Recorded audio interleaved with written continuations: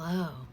Okay, starting part 2, exactly where part 1 ended. I'm gonna say it again because it's that important.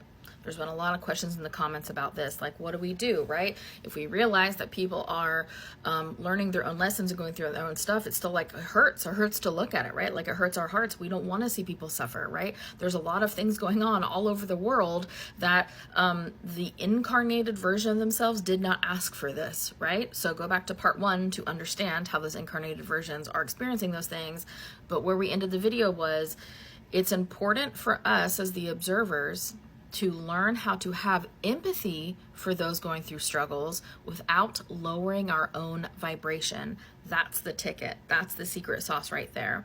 And you can learn how to not lower your vibration while witnessing these events as an observer. First of all, you don't want to witness every single event, and you don't want to deep dive and just be swimming in all this energy, because then you're not giving yourself the opportunity to also pay attention to things that you do prefer. Like that's too much, right? You don't want to dunk your head into the Kool-Aid and just be like, I'm going to pay attention to every bad, scary thing, and I'm going to make these lists, and I'm going to... Baby. You're going to the bad places. That's not helping you at all, right? It's only lowering your vibration. But we can have a general sense of what's going on and look at some of these things as individuals without lowering our own vibration. And we do that by shadow work, by shifting limiting beliefs, right? And I will make a video in the future on shadow work if you want me to. If you want me to make a video on different ways that you can do shadow work, just tell me in the comments, and then I will make another video for that on another day. All right. So the second part of this message, this was the first video, and this is going to be the second video. So now we are zooming out. So first we talked about the 3 main groups of people on Earth right now. Now we're going to zoom out just a little bit, and there's essentially two things that are happening. There's the light and the dark. There's the higher vibration, lower vibration, and one is not better than the other. One is not better than the other. Like, that's so important to realize and understand, okay? We need both. We need both for what's going on. So the 2 groups, we look at the light, the people who are the light. It's important that if you are somebody who is awakened and you are understanding these spiritual concepts, that it is important. You don't even have to be an expert on them, right? There's no such thing as an expert. We all are continuously learning all of the time. The more I learn about spirituality, the more I realize I don't know. And that is a beautiful, beautiful thing. So we're all learning and growing together, right? That's why we linked arms together. But the people who are of the light, just meaning the people who have awakened and who are aware of what's going on vibrationally on the planet, and who are aware of like the 3D to 5D ascension, all those shenanigans, it is our job to anchor that light. We act as a beacon to those who are wrapped up inside their own darkness, right? Remember for you what it was like for you when you used to be wrapped up in your own darkness. I remember. I've not forgotten. I've healed it. Right? Tons of shadow work. Feels good to do that. But I haven't forgotten. I remember how miserable it feels like, how stuck you feel, how you're like, I don't understand how these people over there could even say these things. And it sounded insane to me because I was wrapped up in my own darkness, right? It's your ego acting as its own, echo chamber, essentially, right? Proving to you how all of the false stories that are in your mind, how they're all true and believable. It's a whole thing that you can get wrapped up in. So it's our job as light workers, as starseeds, as people who are awake, to anchor the light, be the beacon for them, almost like a freaking lighthouse, right? To provide a place of love and acceptance of the changes, okay? It is our job to offer a place of love. So if people really do change what's in their heart, and they clear some of the darkness away, and they're starting to see their own inner light, that we welcome them in with open freaking arms to a place of the light, just like we had or wanted to have when we realized, oh my gosh, I was in my own darkness, and now I'm starting to see my own light, right? Just like we would want, or some of us got, right? Okay. So it's about accepting those who are wanting to do the work, who are wanting to change, who are willing to see things from a different perspective, and having their eyes open, having that veil of deceit just completely like dissolve, right? It's not about who people were in the past, is about who people are right freaking now, right?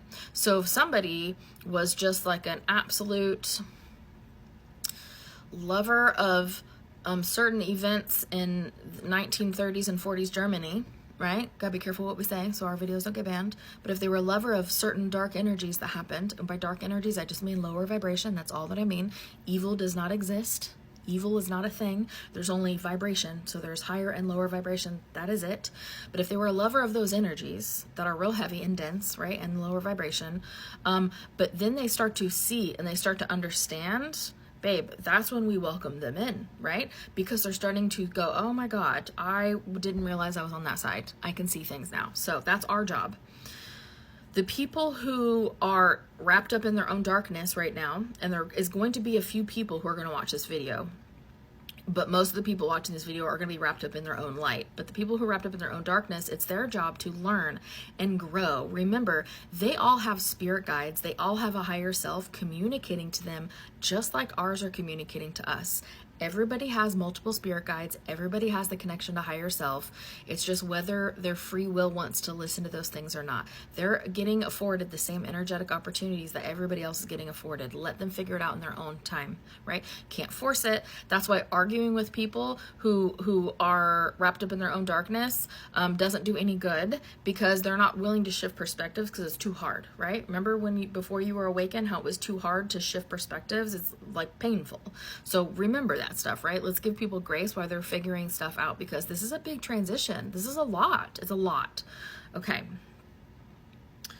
You don't realize, this is the rest of the stuff my guides are saying, you don't realize that you are in the dark when your eyes are closed.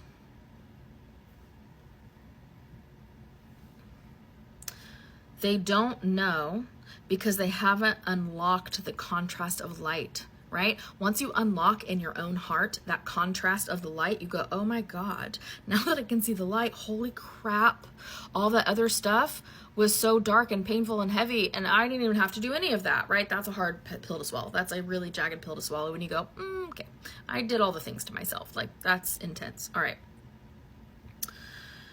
We the anchors of the light, are the external contrast to the dark. We're the external contrast. They still have to find their internal contrast, but we're the external contrast. We are offering a different perspective by our actions and our behaviors, not our words. Our words will not do it because they have to come to the understanding on their own. That's just how it works. Just like no one can make you awaken before you are ready, you cannot make other people awaken before they are ready. It's just how it goes, right? Free will, baby. It's a beautiful thing. All right. So we are the external contrast to their darkness. That's why many are still triggered by essentially like non-MAGA ideologies, right? And I know that that's just for the United States, but like you get my drift, right? On a global scale, that's why people are still triggered. That's why they continue to fight. They continue to call names. They continue to taunt other people because of the constant triggering. They are being constantly triggered by their own beliefs, by us just existing, by the people of the light just existing. That's hard. That's hard and exhausting when you don't know why everything's pissing you off all the time. Like, that's a lot, okay? But the good news is there is significantly more people in the light than of the dark. Significantly more. Like, it's not even close. It's not even close. Just there's some people going through some things. So we need to give them the grace to figure some stuff out. Okay. The light, the job of the light is to anchor. We're anchoring in the energy that feels good, that we are at like the highest threshold of our vibrational energy that we can be until we have like our next little upgrade, our next little 4 a.m. club moment where we all wake up or whatever it is, right? And 4 a.m. club doesn't mean you have to wake up at 4 a.m. every time to know that you've gone like to a new like vibrational level. That's just where we all started. In a conscious way. Okay, so the light's job is to anchor, and the dark's job is to pull it back like a slingshot, right? Light is like right here. We can't go any further until some of us catch up. So the light's anchoring, the dark is pulling it back like a slingshot. Two things will happen as a result of that slingshot being pulled back. Those who will grow will slingshot themselves right to the anchor with us and then be able to continue with us. And those who refuse to grow over a period of time, lots of chances for this, over a period of time, will just break that taffy. Remember I talked about the taffy being pulled, it will just break it, and that will result in two separate timelines and eventually two separate densities, right? People are constantly being in their own upper, lower, sideways timelines all the time, but that's what will happen. The people who refuse to move forward and grow and have their perspectives change and question their own beliefs will just break off and then experience what they need to experience in that lower timeline until they're ready to go to a different timeline. Let me know what questions you have.